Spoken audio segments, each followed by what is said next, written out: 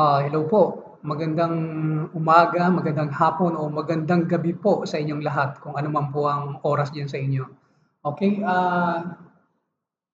natutuwa po ako dahil kahit papaano binisita niyo po yung aking channel. Ito po ang aking very first time na gumawa ng channel at nagpapasalamat po ako una sa lahat.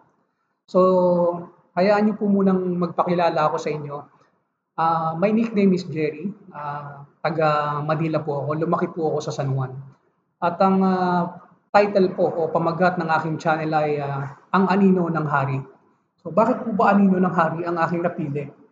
Kasi nung bata pa po ako, that is around siguro mga 3 years old o 4 years old, yun po yung pinaka very first time kong natutunan maglaro ng chess. At sa panahon na yon, meron din po akong mga kaibigan o mga kalaro na mahihilig din po sa chess. So doon po nag-umpisa yon. Okay, isi-share ko po sa inyo yung isa sa pinakamagandang laban ko po dito sa chess.com. At ang nakalaban po natin ay Serbia. Ang rating niya po ay 2481. So,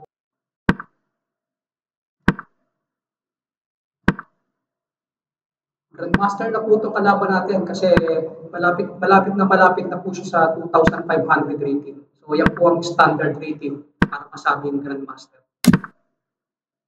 Ang ginamit ko pong opening dito ay yung tinatawag po na fianchetto, double fianchetto.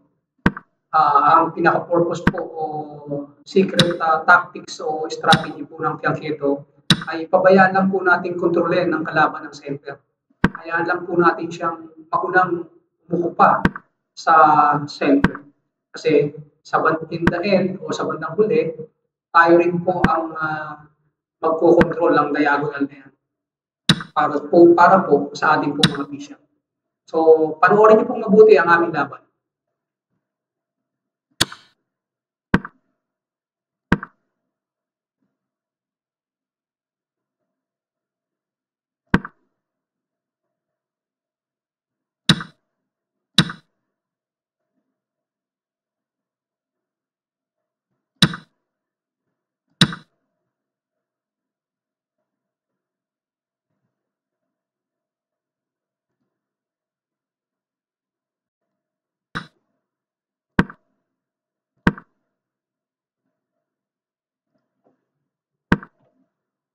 Okay, Queen to D7 na po tayo para kailangan na natin pagalawin ng reyna natin at may pwesto sa Queen C6 dahil napakalakas po ng white diagonal na yan na kontrolado po ng Queen natin at Bishop.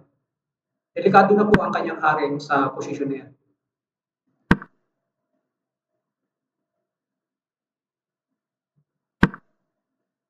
Okay, nag-knight dito po ang kalaban. Chinek na po natin siya dahil sa tingin ko blunder po ang kalaban sa tira niya na yun. So, wala na po. Force move na po ito. One move, checkmate.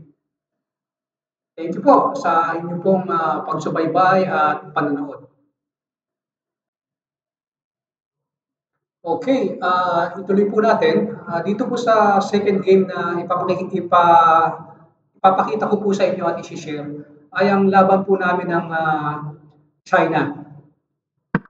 Mapapansin niyo po, pinagbigyan po tayo ng kalaban natin kasi siguro akala niya, kaya-kaya niya siguro yung kalaban niya. Nakita niyo po yan? So, nakakadalawang move na ako siya, mag-first move pa lang. Kasi ibinalik niya yung horse niya doon sa dating pwesto. So, nakalimutan ng kalaban natin yung tinatawag na humbleness. So, kahit magaling ka, dapat humble ka lang. Magpakita na para bang kayang-kaya mo yung lahat ng makakaharap mo o makakalaban mo sa isang game. So, ito pa rin po yung confidence na may kasamang humbleness, hindi po yabang. Kaya ito po yung masarap bugtugin sa totoo lang. Panoorin niyo po kung paano po ang naging laban namin ng China na to na medyo may dating ng konti.